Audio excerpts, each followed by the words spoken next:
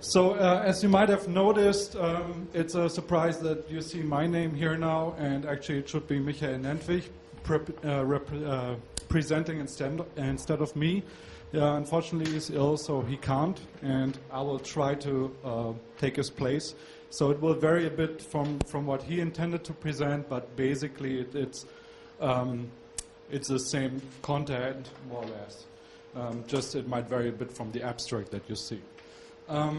So mainly I want to first give you a little overview of the presentation. I will start with a little background, what I'm going to talk about, and then I will present a number of case studies we conducted, and then I come to some analysis from broader analysis from these case studies, and I end with a conclusion. So what I'm presenting today is basically an overview of our book CyberScience 2.0 that I wrote together with Michael Nentwich. It emerged from a project called Interactive Science from 2008 to 2011, sponsored by the German Volkswagen Stiftung. And we were in there with a number of other universities. The research focus was multidisciplinary. So we looked at, we did a combination of linguistics, media studies, social science, etc.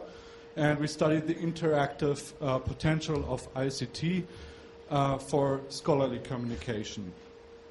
So, I was with Michael at the Institute of Technology Assessment, that's in Vienna at the Austrian Academy of Science.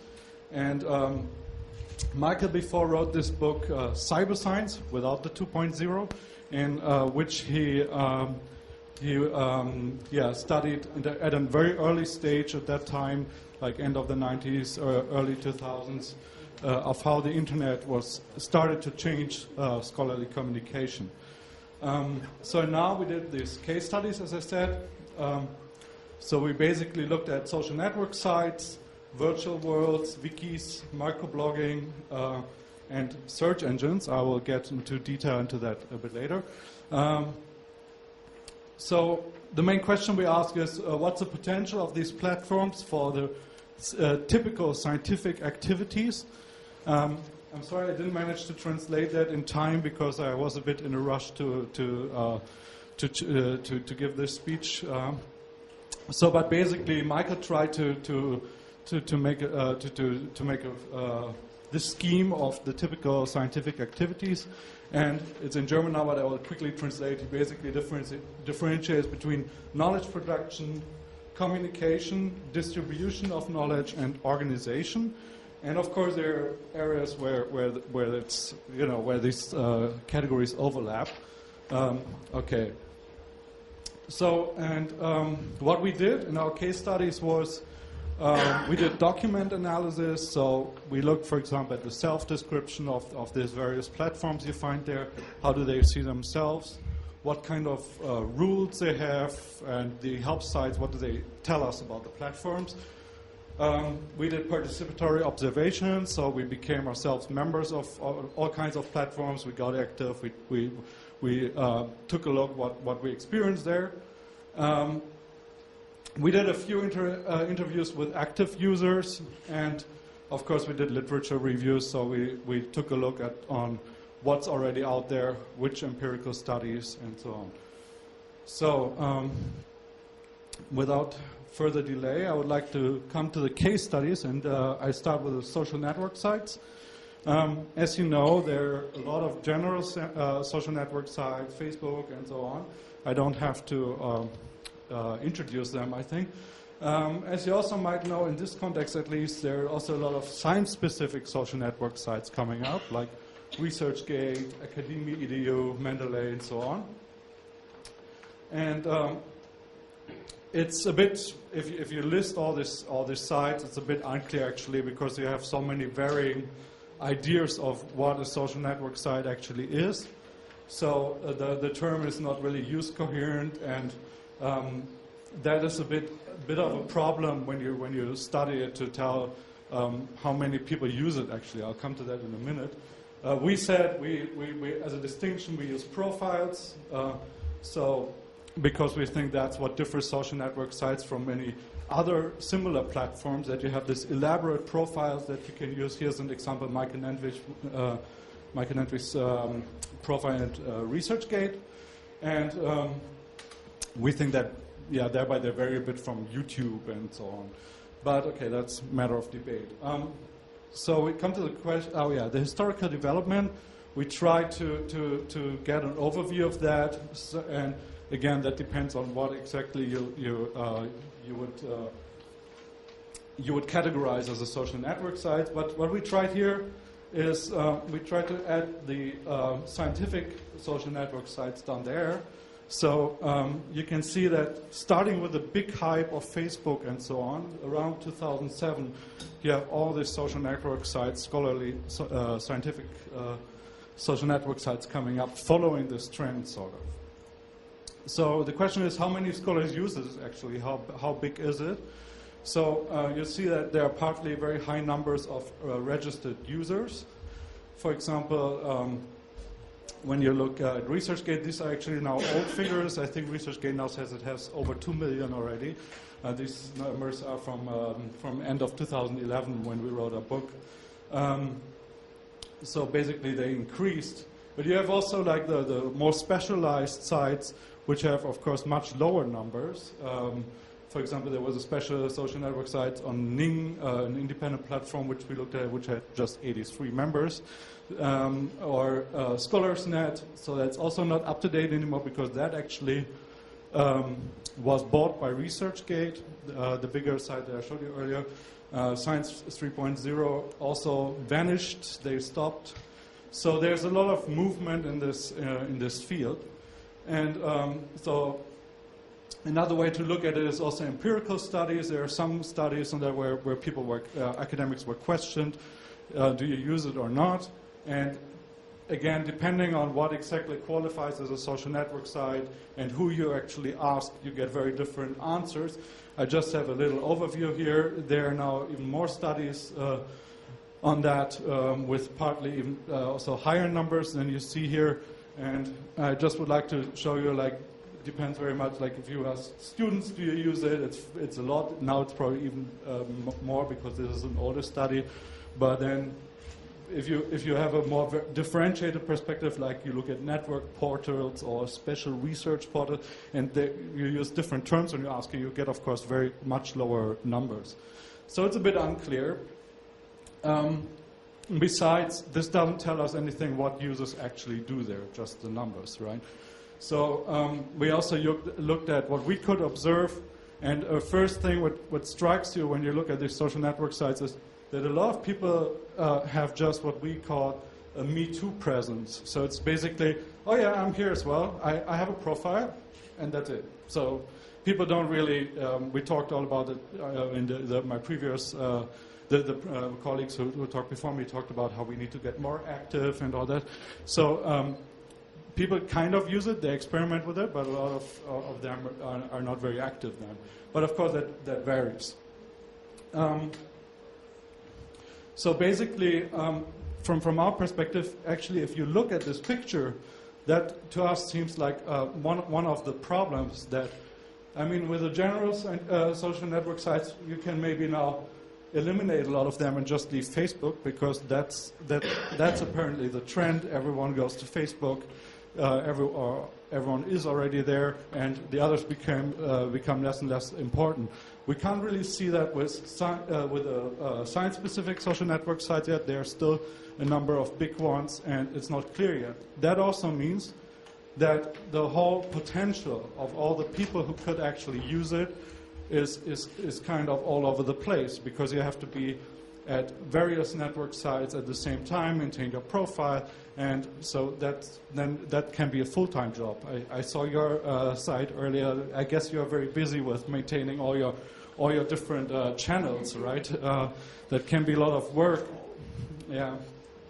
So okay.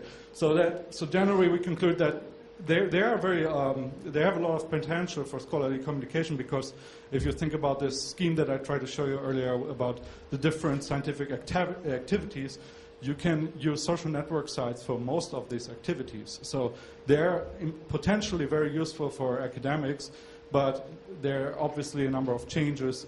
Information overload is another challenge, but I will come to that a bit later. So I would like to skip to the next one, microblogging. So we differentiated that from social network sites, basically Twitter, and maybe you saw that, I don't know, I've been very active on Twitter today. I tweeted a lot. But the audience, there are 2-3 other people, but not many people actively tweeting there today. But we observed that it's becoming a bigger thing. So just give you, if you're not familiar with Twitter, to give you a brief introduction. So here we have a profile of a rather famous scholar, Dana Boyd. You can tell that she's famous just by looking at these numbers. She's following 995 people on Twitter. She has over 85,000 followers. So, and she can reach those followers directly by these so-called tweets, so little messages. And of course, it gets much more complex if you add links, etc.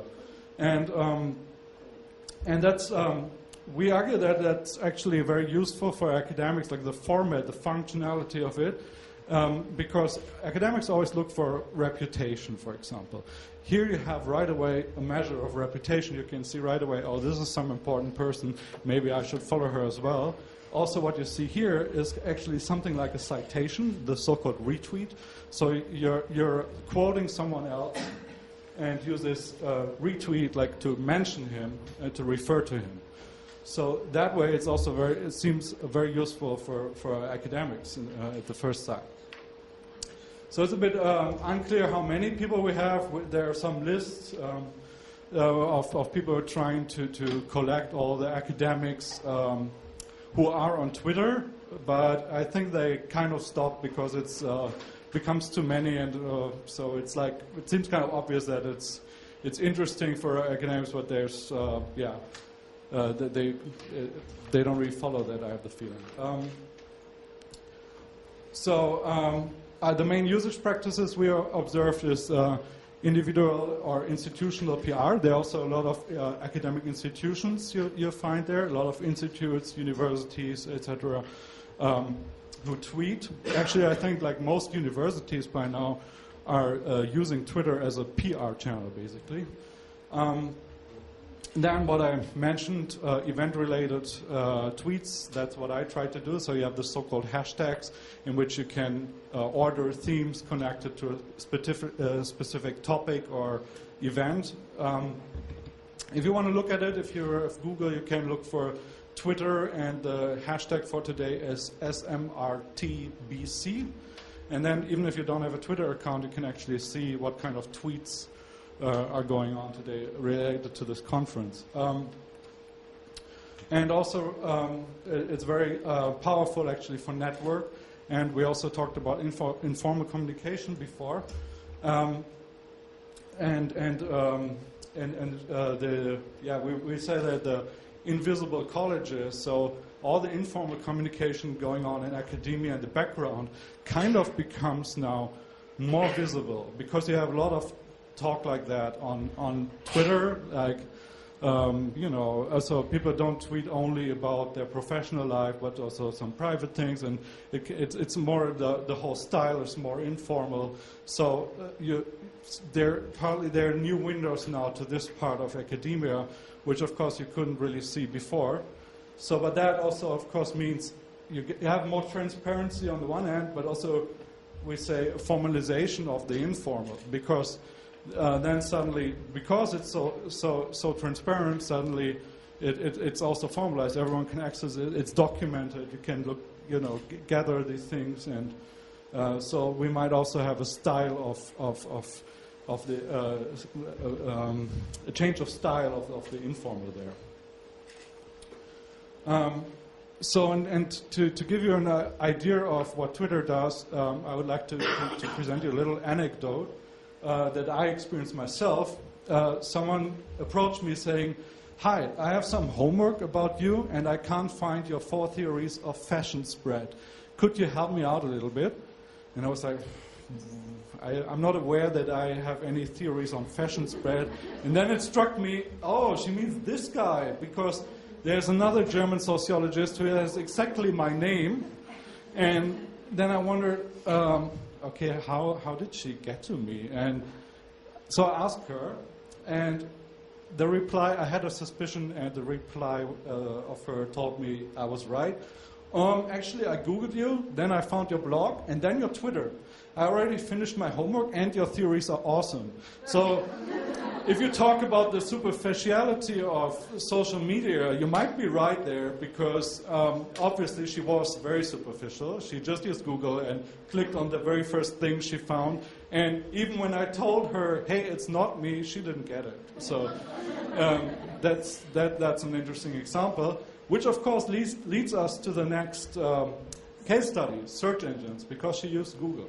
So we may wonder, okay, what's happening there? So obviously search engines matter. That's not my personal opinion, but also a lot of literature on that now. Hallaways talks about the search engine society. Loving talks about the society of the query.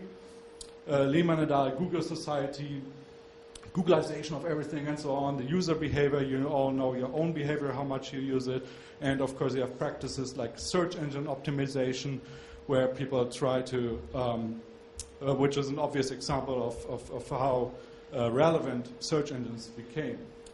And when we talk about search engines, we mostly talk about Google. So at least in the Western world, this is an example of Germany and the market share of Google, which is in red here from starting with the 2002. Well, it's not totally up to date, but I can tell you the trend increased like that. So Google is absolutely dominating this world. And the problem here is, of course, that it determines relevance. Google tells us what is relevant, and we don't know how they come to this conclusion. I mean, a little bit we know about that. Obviously, as you might know, the PageRank is one of the more well-known indicators of how Google decides what's relevant. So basically that means more popular websites get ranked higher. Like the more links you get, the higher is your rank. But it's actually much more complicated, but I can't get into details right now. So I would like to just to give you an idea of the impact of that. A little experience that you might find a bit surprising, but that's from my own experience in research, so I would like to briefly introduce that. 9/11. So how is that connected to academia? Well, there's a whole thing called on the so-called 9/11 truth movement. I don't know if you heard about that. These are the people who say, like commonly people say it's conspiracy theorists because they think 9/11 was an inside job by the US government. And why it's related to science is because of this, they have a own, for example, journal of 9/11 studies, they call it, which they call a peer-reviewed open access electronic journal covering the whole of research related to the events of September 11, which I find also interesting because that way we may wonder, what's a journal today actually? Is it just a website with PDF files and then you say it's peer-reviewed and you have a journal? So that's why I find this an interesting example. And I found something interesting when I dealt with these people. They sell T-shirts like this. Google WTC7, that's a third building on ground zero that collapsed that day, which is not very well known. And these people say, we have scientific proof that explosions were used in this case. And so they, well, what's interesting here is that it's actually a fairly neutral term. It's not like Google conspiracy or something. It's just this term. And what's interesting when you actually do that you will find that actually here Google already suggests conspiracy there, and there are a lot of links that you will find which favor this kind of alternative accounts, conspiracy theory accounts basically of the 9/11 truth movement, and the actual scientific report, because there is one, only gets, well, you'll find that somewhere low down there, but it's not ranked high. So in short, algorithmic relevance is not the same thing as scientific relevance, which is, of course, again, a big problem for the educators, for example. So interestingly, there are already people who suggest we should have a form of academic search engine optimization, acknowledging these kind of problems, and also the meaning of search engines among scholars also. Because more and more people Google now for papers, and so it really matters also for your own reputation, for your own visibility as a scholar. How are you ranked? So I could talk about that longer, but we need to go on, unfortunately. So I would like to address wikis, which we also study. So basically, Wikipedia, Wikibooks, and Wikiversity we looked at, and I will focus on Wikipedia for now. So the functionality, as you probably know, everyone can add it. And the quality control of Wikipedia only works ex post under certain Wikipedia rules. So, for example, you can't conduct original research at Wikipedia. You should maintain a neutral point of view and all kinds of relevance criteria that they define. So the image of you can do whatever you want and there are no rules on Wikipedia, that's chaotic, is obviously not true. The quality control, as I said, is just ex post. So and then there are these debates of, well, is there a wisdom of crowds, as Zorowicki called it, meaning is this kind of model that everyone can participate, that it gets published right away, versus how academia does it with quality control, with a quality control process before? Is that actually more effective? And then there's this famous study which actually said that, yeah, the Wikipedia content is actually, the quality is very, very good actually, and is pretty even with the big encyclopedias like Encyclopedia Britannica. So we call the relationship of science and Wikipedia a forced marriage. I'll tell you why. Because forced that way, because actually they're pretty incompatible. If you look at it, the organizational principles are fundamentally different. Academia, as I already pointed out, there's a strong quality control. Before you want to publish everything, you have to go through this long process before it's actually out there, versus the immediate process of Wikipedia. And also, authors are not important at Wikipedia, right? It's fairly complicated to find out who wrote what. It's technically possible, but with just a look on the article itself, you won't know. But at the same point, they both need each other, because obviously Wikipedia needs scientists if they want to write about scholarly content and if they want to maintain a high quality. And at the same time, the scientists can't ignore Wikipedia, because I actually read a recent study where they asked academics themselves, do you use Wikipedia? 98% said yes. So that there's, you can't deny that it's obviously not only among students, but really among academia and, of course, for society at large, very relevant, and that you can't ignore it. So after you initially found a lot of attempts as a reaction of academia to forbid Wikipedia, like there were universities who said, you can't quote Wikipedia, you shouldn't use it for learning and so on. We found that there are more and more examples of more fruitful, more way of they are more moving to each other. And you might also think like maybe also academia itself adapts to what happens there by new ideas like opening peer review, so that you have a more transparent peer review process. Also, preprints are more and more common. So also this Wikipedia principle kind of gets back into academia. And to give you some examples of that are interesting there, for example, the journal RNA Biology directly adds abstracts of their journal articles in Wikipedia, so there's a strong collaboration there. There are a lot of wiki projects with academics and conferences organized by the Wikimedia Foundation, who's behind Wikipedia, to motivate scientists to take part, and so on. Okay, yeah, I'm sorry, I have to rush through it a bit. Virtual World is another example. So basically we looked at Second Life. You might have already forgotten about that. I know it's not popular anymore. Basically, you could navigate through a 3D world with an avatar and use various forms of communicating with others, but also to interact and create with objects. which is how they're different from many other virtual worlds, that you can actually edit objects yourself. And there's a real economy through the Linden dollar, the currency in Second Life behind that. Maybe the people involved here in e-learning know a bit about that there's something going on. I'll come to that in a minute. But what you mainly found, or what we could find when we studied, I got to say that because the number of these campuses they formed there are already closed, was representations of universities, as also in a literal sense that people just built like a campus exactly like in the real world in a Second Life. And where you could find basically also was PR for the universities, where you could inform yourself about the universities there. So to talk about teaching, that's something we observed a lot of people experimenting with teaching there. So you have a Second Life class, for example, with the avatars observing a Second Life presentation. And then you have the very experimental formats. For example, the NASA was very active here.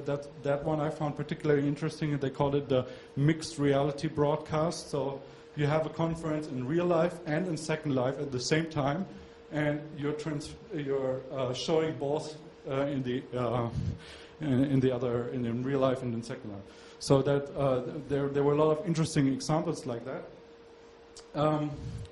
But, well, our conclusion is rather sobering. I mean, it sounds all exciting, the whole hype, and we generally think there is a potential for that because it allows for a lot of interesting new forms of communication which might be potentially useful for academics.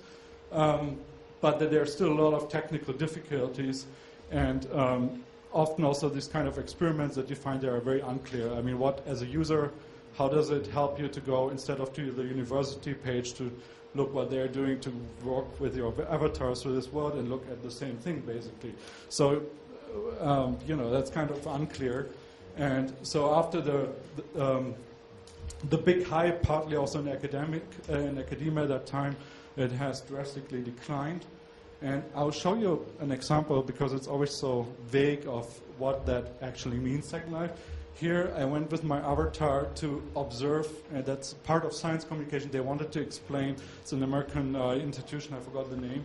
They wanted to explain what a tsunami is. And I found that on some websites, like a very, very interesting description of, wow, here you can be actually in a tsunami. You can experience that yourself. And I was all excited, and I went on the site. And just to find that, I mean, you see this mass of blue something, and I got to skip that a bit. There the tsunami comes finally. This wall of pixels slowly approaching me, and there it comes. It looks very dramatic. And then Windows gave me a problem. This is not on this computer. That's what my computer did. And that's the end of my experience. So I don't know what to learn about tsunamis that way, frankly. So that just to give you an idea of what that actually means when people talk about that. So I would like to end with an analysis of what we observed. So obviously Web 2.0 creates new windows in the ivory tower of academia. You have all these ways of word, and we talked. The previous speakers talked about it already. How it opens up. So, and we also, the words came up before, there's this idea of democratization, that these new openings lead to a democratization. We would differentiate there, I think, we have to, between internal democratization of science, which basically means, what the hell? It wasn't me. So democratization of knowledge production and distribution, basically of, I don't know if you saw that, there's this very funny Journal of Universal Rejection, which basically criticized the old-fashioned way of doing scientific publishing, which means it's very harsh and it's very difficult to get in, versus that something you might call the opposite model. What I found is Feliza, the instant open access journal of everything. So You can just put whatever and it will be published immediately. And the other thing is democratization of the access to knowledge also. So we have all kinds of debates now on open access, open data, open source, open science, and so on. And the MOOCs that were mentioned earlier could be also added here, I think. Yeah. So, and on the other hand, we have the external democratization when we look at it to the on the public and also actually the private sector. So you might think of democratization of expert-lay hierarchies. You have terms like the public understanding of science, participation, citizen science, lay research, and so on. And now the question is, where does this lead us? Yeah, I'm skipping my actual presentation that I was supposed, so I'll be 3 minutes, okay?